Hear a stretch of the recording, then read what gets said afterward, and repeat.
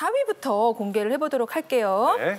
자, 노년층 울리는 노인 대상 사기. 자, 이와 관련해서 실제 시청자 여러분께서 보내주신 사연을 저희가 재현해봤습니다. 화면으로 먼저 만나보시죠. 차곡차곡 모아 힘들게 노후 자금 마련에 성공한 나차곡 씨. 누구세요?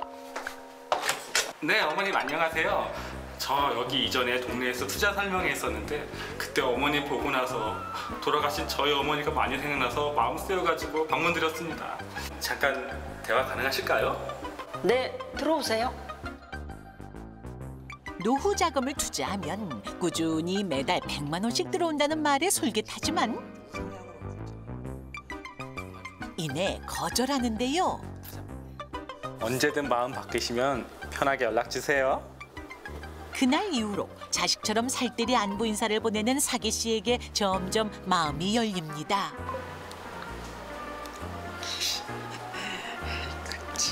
아유, 오늘은 또 무슨 일로 왔어요? 이 앞에 과일 파는데 맛있어 보이더라고요. 어머님 생각나서 같이 먹으려고 사왔어요. 아이, 뭘 과일을 사오고 그래요. 저 어머니 어떻게 투자 관련해서 고민해 보셨어요? 저번에도 말씀드렸지만 자식들한테 손 벌리는 일은 없어야 하잖아요. 매달 생활비 받듯이 꾸준히 나오니까 한번 해보면 좋을 것 같아요.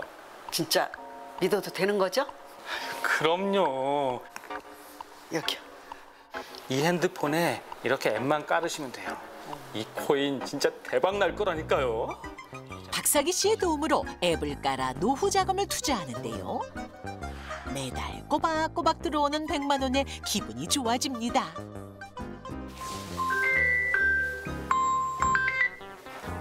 여보세요? 네, 어머니 잘 지내고 계셨죠? 다름이 아니라 제가 특별히 어머님한테만 알려드릴 게 있는데요. 조금만 대출해서 투자 받으시면 월 300 정도 받으실 수 있는데 어떠세요? 대출? 꼭 그렇게까지 해야 하나?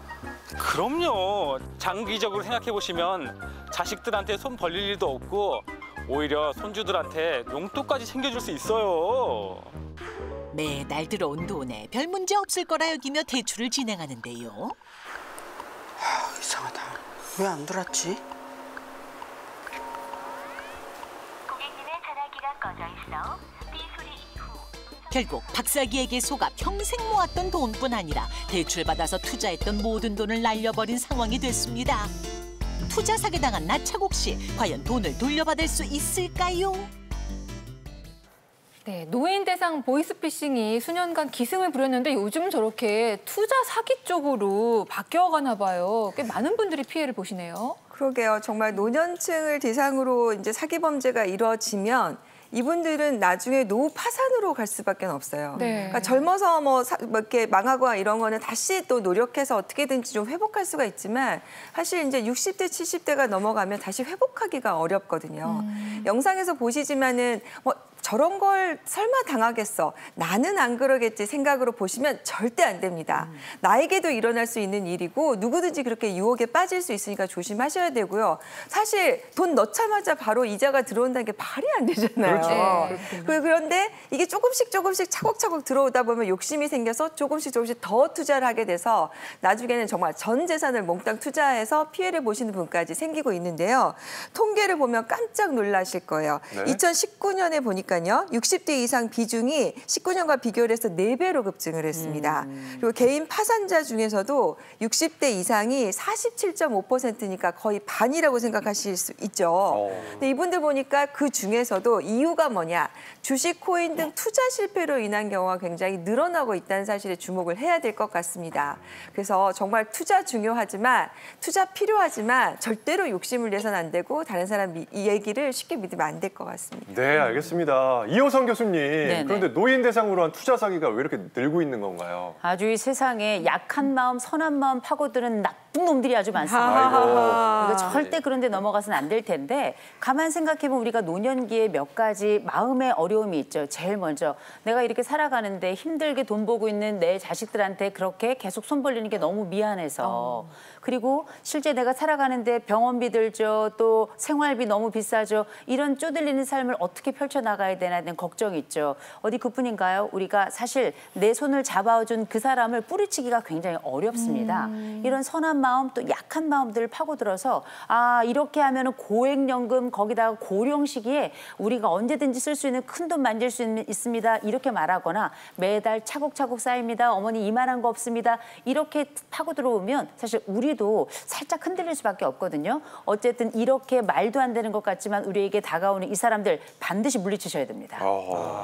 근데 앞에 저도 이 사연을 보면서 시골에 계신 저희 어머니가 생각이 많이 났거든요. 네. 아니 저 혼자 계시니까 누가 와서 이렇게 살갑게 대하면 아무래도 또 투자를 할 수도 있고 그러니까 그 돈 있으면 엄마 자식한테 조금 더 투자를 제가 200까지는 아니 방향이 왜 또 거기로 아, 가나요? 그러시면 안 돼요. 자식이잖아요. 아니 그러니까 양상욱 씨도 그렇고 저도 그렇고 앞으로 한 번이라도 더 찾아뵙고 찾아뵙더라고요. 전화를 또 한 번이라도 더 하고 이런 관심이 좀 더 필요하지 않나 싶어요. 맞습니다. 저도 집에 계신 엄마 그리고 어머님 예 자주 연락 못 드려 죄송하고요. 주변에서 갑자기 잘해준다 뭐 이거 절대 속지 마시고 오늘 방송만큼은 꼭 좀 보셨으면 좋겠습니다. 네, 아유 참 좋은 생각이에요. 그런데 저희가 사례에서 본 거는 이제 모르는 사람이 접근해서 막 잘해준 거잖아요. 네. 그것만 조심하면 된다 생각하실까 봐 알려드릴 게 있는데 실제로 저렇게 뭐 모르는 사람이 투자라고 해서 넘어가는 경우도 있지만 그렇지 않은 경우가 꽤 많다고 들었거든요. 모르는 사람도 자주 만나면 지인이 됩니다. 사실 그러네요. 우리가 정말 낯선 사람들을 만나면 이 사람들은 오히려 우리가 경계하기가 되게 쉬워요. 네. 그런데 오랫동안 알았던 사람 그리고 나에게 계속적으로 일관성 있게 살가운 사람은 오히려 그 사람들 우리가 뿌리치기가 굉장히 어렵거든요. 실제 경기도에서 60대 한 분이 이렇게 지인으로부터 투자를 한번 해봐라라고 하는 일련의 제안을 받고 거기에 덧붙여서 어떤 제안을 받았냐면 그 투자 전체를 유치하는 것을 센터장을 맡아라. 센터장을 맡으면 뭐라는가? 사무실 임대료 주겠다. 자동차 주겠다. 거기다 주식도 주겠다. 코인도 한 1000개 주겠다. 굉장히 혹하잖아요. 네. 그래서 실제 이걸 딱 받으면서 어떤 얘기를 했냐면 여기에 투자자까지 이렇게 유치를 시키면 그 투자자들이 투자한 비용의 20에서 50%를 주겠다. 굉장히 매력적이죠. 그래서 어떻게 했는가? 주변에 정말 친하고 아는 사람들을 쫙 끌어모으기 시작하면서 이게 일명 노노 사기가 되기 시작한 거예요. 네. 근데 나중에 막상 보니까 나도 못 받을 뿐만 아니라 내가 투자를 제안했던 사람들에게도 사실 이게 사기였던 거잖아요. 네. 결국 나도 망했죠. 남도 망하게 했죠. 죄책감에 시달리죠. 견딜 순 없죠. 이렇게 현장에서 보면 나도 망하고 남도 망하게 하면서 어쩔 수 없이 이 범죄에까지 연루되는 이런 상황들이 생기기 때문에 정말 또 정말 또 정말 조심하셔야 됩니다. 네. 그렇게 되면은 지역 사회는 이렇게 인구수가 많이 이제 없으니까 그래서 온 동네가 그 경기 지역에 네. 그 사건이 있었던 그 지역이 완전히 쑥대밭이 됐어요. 아이고. 이게 정말 심각한 사회 문제가 됐던 적이 있습니다. 네. 네. 앞서 투자 사기가 늘고 있다고 설명해 주셨는데 이렇게 사기를 당했을 때 그냥 손 놓고 있을 수는 없잖아요. 돌려받을 수 있는 방법은 없을까요? 사실 이런 상담을 최근에 굉장히 많이 해줍니다. 다급하게 물어보는 연락도 굉장히 늘었거든요. 네. 그런데 항상 마음이 좀 답답해요. 왜냐하면 회복할 가능성이 그렇게 크지 않기 때문입니다. 물론 아주 운 좋게 전액을 회복하는 경우도 있고요. 네. 그리고 또 일부라도 회복하는 경우도 있긴 해요. 하지만 대체로 뭔가 노력을 해서 내가 찾아온다기보다는 처음부터 어느 정도는 다시 돌려주고 문제가 되지 않도록 입막음하고 뭐 이게 좀 무마하려는 그런 목적으로 계획적인 범죄를 저지르는 경우들이 더 많습니다. 그래서요 처음부터 내가 언제쯤에 어느 정도 다 돈을 사기를 쳐서 모으면 그 다음에는 어떤 단계를 밟아가지고 도망가겠다. 또는 누가 대신 수사를 받고 대신 감옥에 가겠다. 이런 것까지 다 계획을 짜놓고 하는 경우들이 많습니다. 네, 그렇기 때문에 사실 피해 회복이 굉장히 어려워요. 네. 더군다나 해외에 기반을 두고 아예 우리나라에는 국내에는 이제 하수인들만 놓는 경우도 있고요. 네. 또 연락을 주고받는 것도 외국에 기반을 두고 있는 추적이 좀 쉽지 않은 그런 여러 가지 메신저를 이용하는 경우들이 많거든요. 그렇기 때문에 잡기도 어렵고 또 몇 년 있다가 해외에서 다른 사건으로 붙잡아서 이제 우리나라로 데리고 와도 돈을 이미 다 써버렸거나 또는 어딘가에 숨겨놨기 때문에 회복이 굉장히 어렵습니다. 이런 말씀을 드려야 되기 때문에 제가 굉장히 답답하고 굉장히 좀 죄송스럽거든요. 네. 결국 회복이 어렵다. 이거는 곧 예방이 최선이란 말이거든요. 꼭 조심하셔가지고 이런 일을 당하지 않도록 하시는 게 우선인 것 같습니다. 네. 그러니까요. 한번 발을 들이면 뭐 그물에 걸리듯이 막 빠져나가기가 힘들게 이게 설계가 돼 있네요. 안타깝습니다. 이와 비슷한 사연 주신 분이 계시거든요. 저희가 좀 내용을 소개해 드릴게요. 아이디 진주만 쓰시는 분께서 저희 팁에서 올려주셨는데요. 저는 그러니까 투자 리딩 사기로 3천만 원을 잃었습니다. 바로 경찰에 신고했는데 결국 잡지 못하고 수사 중지 연락만 왔어요. 수사 중지되고 벌써 1년이 지났습니다. 제 돈 찾을 수 있을까요? 라는 질문인데요. 네. 방법 없나요?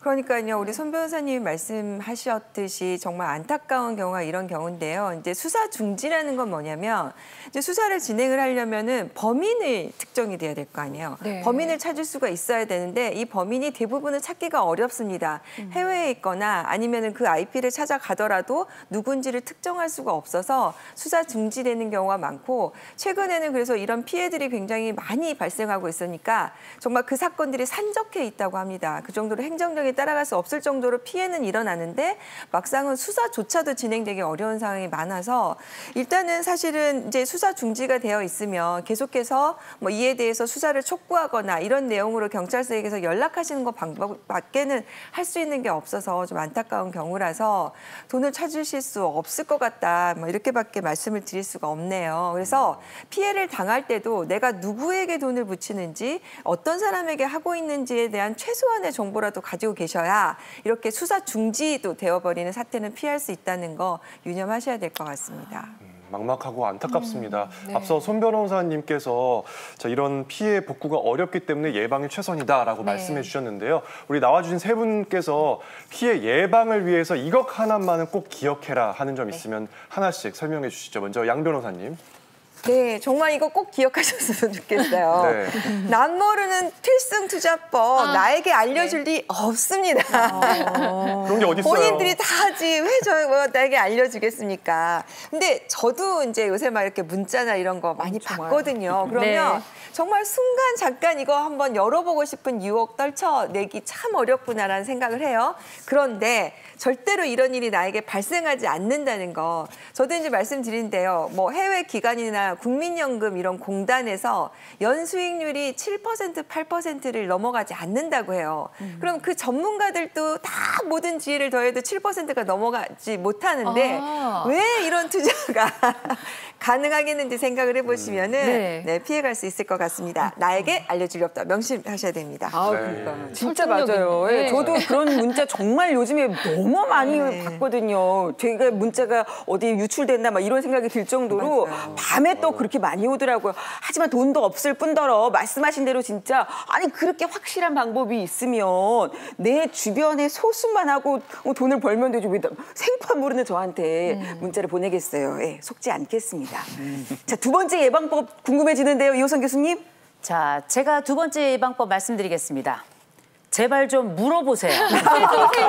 그 중에서도 정말 3명 이상은 반드시 물어보셔야 됩니다. 그 3명이라는 거 하는 게 두메산골에 살고 있는 같은 동네 사람들한테 물어보시면 안 되고요. 반드시 자식이라든지 아니면 최소한 전문가 1명이 포함된 3인에게 반드시 물어보셔야 돼요. 왜냐하면 투자라는 건 급하게 할 게 아니에요. 급할 이유도 없는 거고요. 여지까지 안 하던 투자가 왜 급하겠어요. 그래서 잊지 마시고 3명 이상에게 물어보시되 우리가 아무리 3명 이상에게 물어보더라도 우리 손 변호사님 말씀하신 것처럼 예방처럼 좋은 건 없거든요. 그래서 적어도 우리가 교육이라든지 아니면 정보 습득이 그만큼 중요한 건데 이런 정보 습득이나 교육은 어디서 받을 수 있는가? 시청, 도청, 구청 또 우리가 여러 복지관들에 보시면 의뢰 우리가 통례적으로 하는 늘 이런 피해 예방 교육이 있고요. 더군다나 여러분 인터넷 들어가셔서 보건복지부에 들어가시면 노인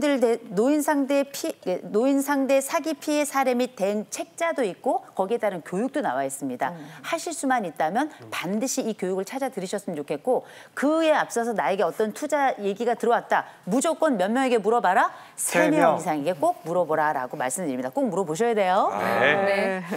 그리고 또 우리 어머니도 혹시라도 누가 뭐 투자해라고 하면 제발 저한테 먼저 물어보세요. 네가 뭘 아냐 이렇게 하지 말고 저는 모르지만 저보다 많이 아시는 분들이 앞에 계시지 않습니까? 우리는 뭐 변호사를 지었지만 여기는 변호사들이에요, 어머니. 손석 변호사님. 네. 뭐 예방법 또 있습니까? 아, 있습니다. 예. 나 말고는 다 사기꾼이라고 의심을 해라. 의심을 계속 해야 됩니다. 우선 좀 각박해 보일 수는 있어요. 그런데 나에게 잘해주는 사람부터 의심을 해야 됩니다. 잘해줄 이유가 사실 별로 없거든요. 왜 잘해주는가? 이 부분을 좀 생각하게 되는데 근데 이러면 또 걱정이 됩니다. 아니 정말 좋은 기회인데 내가 의심하다가 놓쳐버리면 나만 손해보는 거 아니냐. 내가 이거를 마다하면 나 말고 다른 사람이 이 기회를 가져갈 텐데 아깝잖아요. 이런 생각 때문에 결국은 투자를 하게 되고 또 이런 심리를 사기꾼들이 이용하는 거거든요. 하지만 솔깃한 제안을 일단 의심하는 것이 맞고요. 그리고 또 좋은 기회를 망설이다가 놓쳐서 손해볼 가능성보다는 사기에 섣부르게 결정해가지고 사기에 걸려들어서 손해볼 확률이 훨씬 더 큽니다. 네, 훨씬 더 크거든요. 그렇기 때문에 나 말고는 다 사기꾼이다. 이런 의심까지 할 필요가 있겠습니다. 네.